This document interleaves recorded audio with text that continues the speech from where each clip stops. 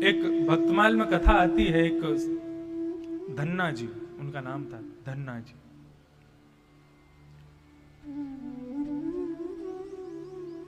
तो धन्ना जी जो थे, एक बार उनके यहां एक संत का आगमन हुआ। संत शालिग्राम जी की सेवा करते थे। शालिग्राम समझते हैं सब, वो पूर्ण ब्रह्म माने जाते हैं। और हमारे वृंदावन के श्री राधा रमन लाल वो शालिग्राम में से ही प्रकट हुए हैं। श्री गोपाल भट्ट गोस्वामी जी वो शालिग्राम जी की सेवा करते थे। शालिग्राम कहाँ मिलते हैं?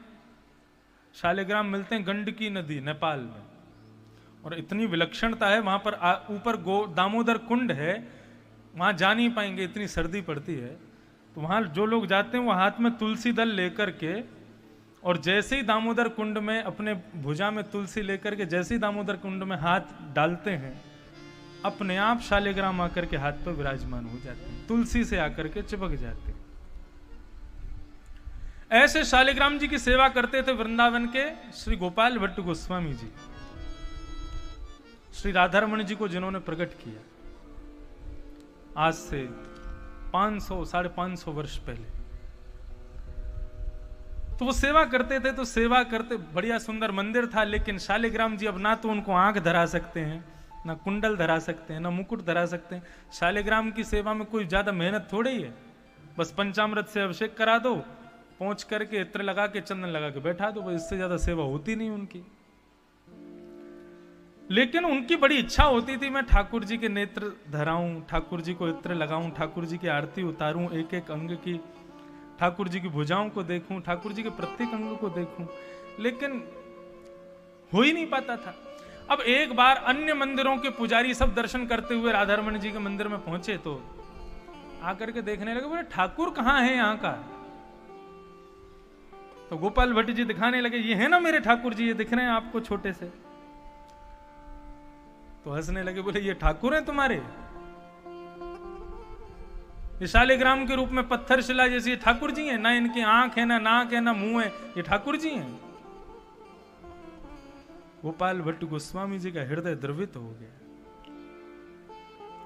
अरे तुमको ठाकुर जी का दर्शन करना है, कभी हमारे मंदिर में आके देखना, कैसे नेत्र हैं, कैसे कर्ण फूल हैं, कैसा मुकुट है।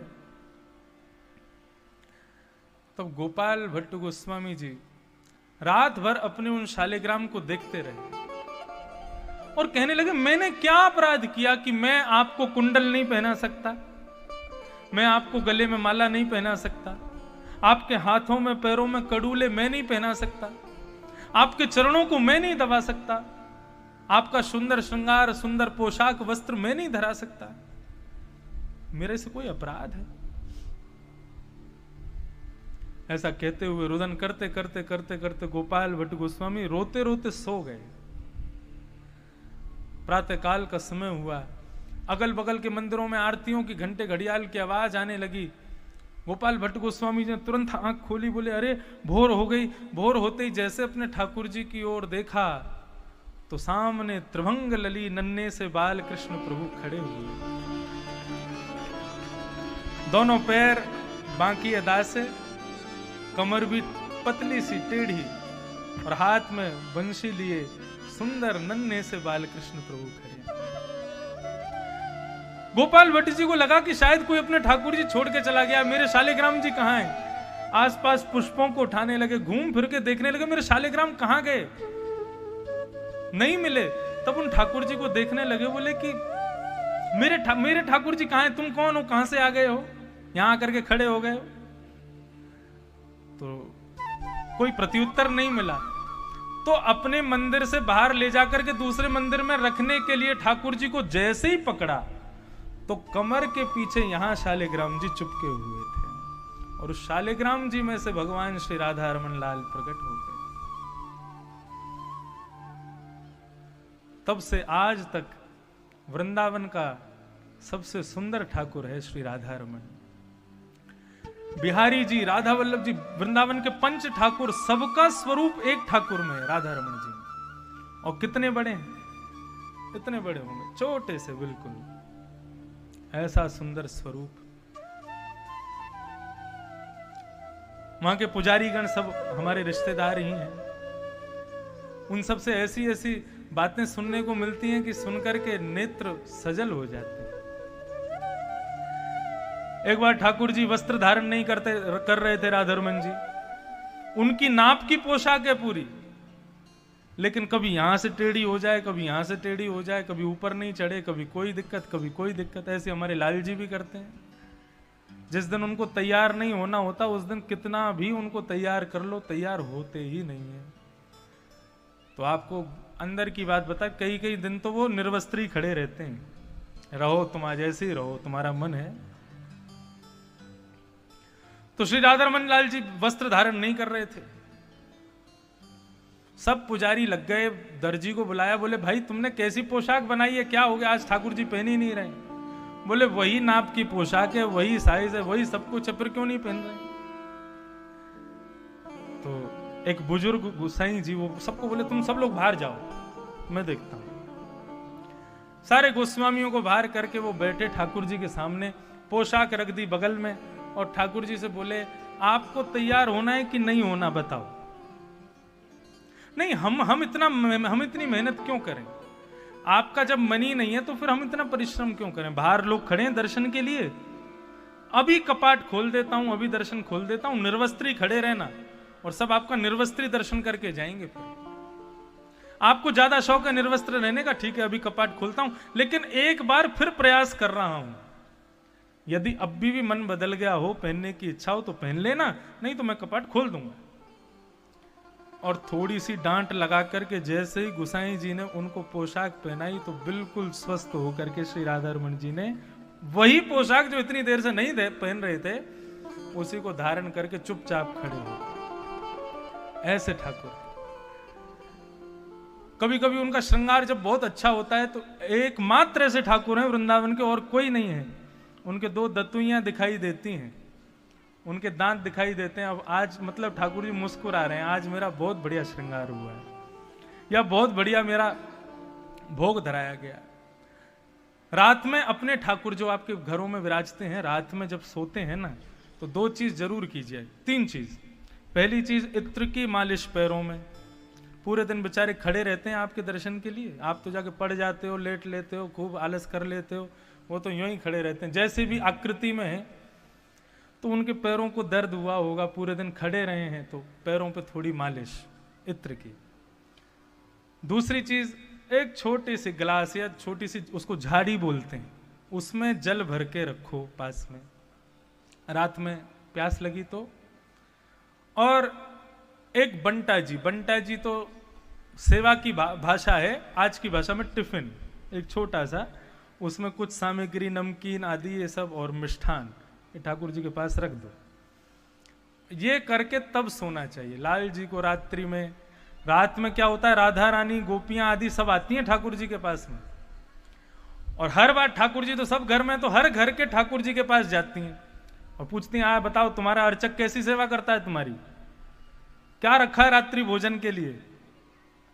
तब ठाकुर जी कहते हैं कुछ नहीं रखा। तो राधा रानी और गोपियां बहुत हंसी उड़ाती हैं ठाकुर जी की, बताओ कैसे घर में आए हो आप, आपको चना चनोरी बादाम खिलाता है ये, अरे उसके यहाँ देखा था हमने, वहां तो इतना खवाते हैं 56 भोग आदि। तो इन सब चीजों की, ये सब भाव की बात है। ठाकुर जी को तीन काम जरूर, इत्र की मालिश तो जरूर करो। पूरे दिन श्रम हुआ ना ठाकुर, लड्डू गोपाल है बेचारे ऐसे ही बैठे रहते हैं, यहां बैठे हैं, ये आपके हैं, इनका मुखमंडल तो इतना सा, मुकुट इतना बड़ा है, लेकिन कुछ कहते हैं बेचारे, कभी कुछ नहीं कहते। देखो अभी गिर गए थे, जब मैंने उठाए थे लुढ़क गए थे, लेकिन सदैव प्रसन्न रहते हैं। आप जैसे राखोगे वैसे रह लेते हैं। और ये अर्चावतार आप जैसे रखते हो वैसे रह करके ये बात आपको सिखाते हैं कि तुम जैसे मुझे रख रहे हो मैं रह रहा हूं ना, इसलिए जैसे मैं रखता हूं वैसे तुम भी रहो। कभी शिकायत मत किया करो मुझसे। मैंने कभी शिकायत की कि मुझे दर्द हो रहा है पीछे, या मेरे कोई तकलीफ है, या आज तुमने भोजन ऐसा बनाया, या भोजन में आज नमक ज्यादा था, या कुछ था, ऐसा कुछ भी कभी शिकायत नहीं करते। तो फिर हम क्यों शिकायत करें। बंधुओं, सेवा, ये अनुभव, ये अलौकिक है। इसका सुख आपको जिस दिन मिल गया ना, उस दिन संसार के सारे सुख फीके लगेंगे। तो परम हरि के चरणों की प्राप्ति हो, यही हमारे जन्म का मूल सिद्धांत है। तो मैं धन्ना जी की कथा सुना रहा था। तो धन्ना जी, उनके घर पर एक संत आए, उनके बहुत सारे शालिग्राम जी थे। तो शालिग्राम जी की सेवा करते थे। धन्ना बैठ करके देखते थे कैसे सेवा होती है। तो धन्ना जी ने उनसे, संत से कहा कि आपके इतने सारे शालिग्राम हैं, आप इनमें से एक मुझको दे करके चले जाओ, मैं उनकी सेवा करूंगा। तो संत को लगा कि शालिग्राम की सेवा में बड़ी पवित्रता का ध्यान रखना पड़ता है, जनेऊ आदि धारण करना पड़ता है, छोटी शिखा होनी चाहिए, 3 काल नहीं तो 1 काल संध्या तो करनी चाहिए, गायत्री का पुरुषण करना, तब शालिग्राम जी की सेवा कर सकते हो आप। अब वो तो धन्ना बालक जिद करने लगा, नहीं मुझे तो शालिग्राम चाहिए, आपके वाले ही चाहिए, इनमें से एक चाहिए। तो बालक की जिद को दूर कैसे किया जाए? तो संत ने एक तरकीब अपनाई।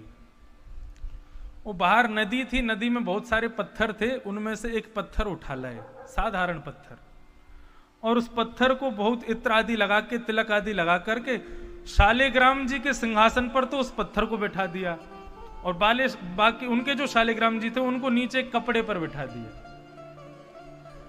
धन्ना जी ने जब दर्शन किया तो संत कहने लगे, बताओ कौन से शालिग्राम चाहिए तुमको? और कौन से मतलब? बोले नीचे कपड़े पर जो बैठे हैं ये तो हैं द्वारपाल, और ऊपर सिंहासन पर जो बैठे हैं वो हैं राजा, कौन से चाहिए बताओ? बच्चा बोले कि हम द्वारपाल लेके क्या करेंगे, हम तो राजा लेंगे। तो जो पत्थर साधारण उन्होंने रखा था उसी को शालिग्राम बता करके और धन्ना जी को दे करके वो चले गए। अब धन्ना जी उन्हीं की सेवा करते हैं, उसी पत्थर की।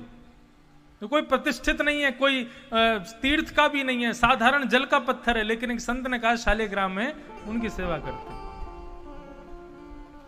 निरंतर उनकी सेवा चलती रहती महाराज। एक दिन सेवा कर रहे थे तो सेवा करते करते उस पत्थर में से आवाज आने लगी, और वही शालिग्राम उनसे कहने लगे, धन्ना तुम हमारी इतनी सेवा करते हो, हम भी तुम्हारी सेवा करना चाहते हैं, हमें कोई सेवा बताओ, हम तुम्हारी सेवा स्वीकार करके उससे ऋण होना चाहते हैं, हमको कोई सेवा बताओ। और उसको लगा कि शालिग्राम ऐसी बात करते होंगे सबसे।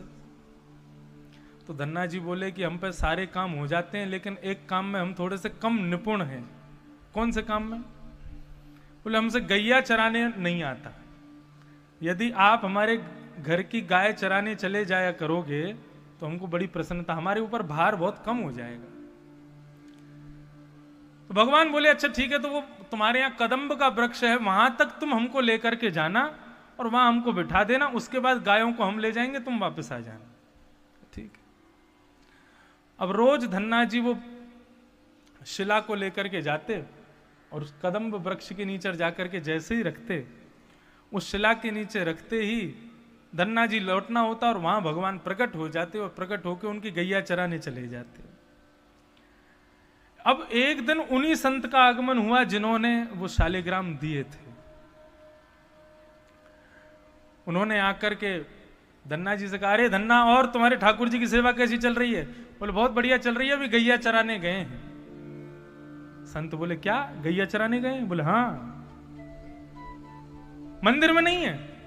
बोले नहीं, मैं उनको कदम्ब के नीचे छोड़े आता हूं, वहां से फिर वो गैया चराने चले जाते हैं, शाम को 6-7 बजे लौट के आएंगे। संत को विश्वास नहीं हुआ। पहले तो कक्ष में जाके देखा तो सही में ठाकुर जी वहां थे ही नहीं, कदम्ब के नीचे जाके देखा तो वहां पे भी नहीं थे। धन्ना को अपने संग लेकर के बैठे, बोले सच में आते हैं 6 बजे? बोले देखो अभी आएंगे, आपको दिखेंगे। तभी क्या देखते हैं, सामने से गायों का झुंड आ रहा है और वे गाय जैसे ही बीच से मार्ग को प्रशस्त करती हैं, दिखाती हैं, तो धूमिल अवस्था में खूब धूल उड़ रही है, गायों के चरणों से उड़ने वाली धूल में सने लिपटे हुए त्रिभंग लली घुंघराले केश हैं, सांवरे सलोने ठाकुर जी धन्ना की गैया चराते हुए आ रहे हैं। ये दृश्य देख करके संत बड़े आनंदित हो गए, धन्ना जी को प्रणाम किया। बोले हम तो असली शालिग्राम की सेवा करते थे, ये सोच करके कि ये असली हैं, इनकी बड़ी नियम से सेवा होनी चाहिए।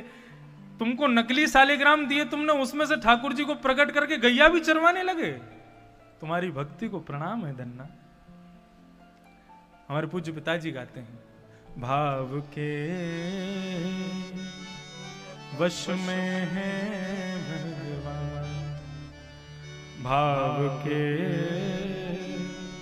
वश में है भगवान, भाव बिना सब साधन झूठो, बिरथा सकल निधान, भाव के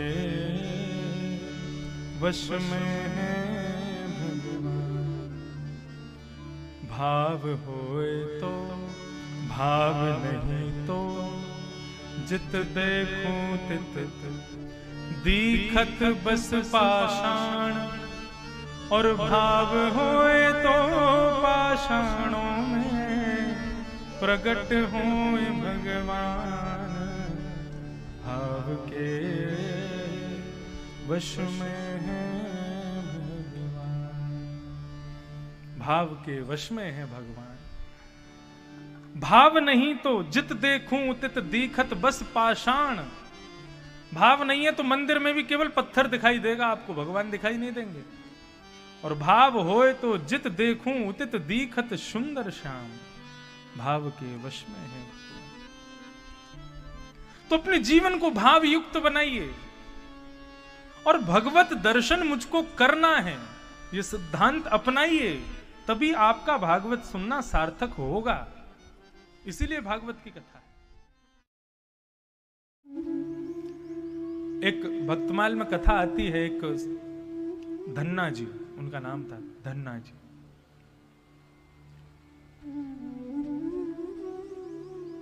तो धन्ना जी जो थे, एक बार उनके यहां एक संत का आगमन हुआ। संत शालिग्राम जी की सेवा करते थे। शालिग्राम समझते हैं सब, वो पूर्ण ब्रह्म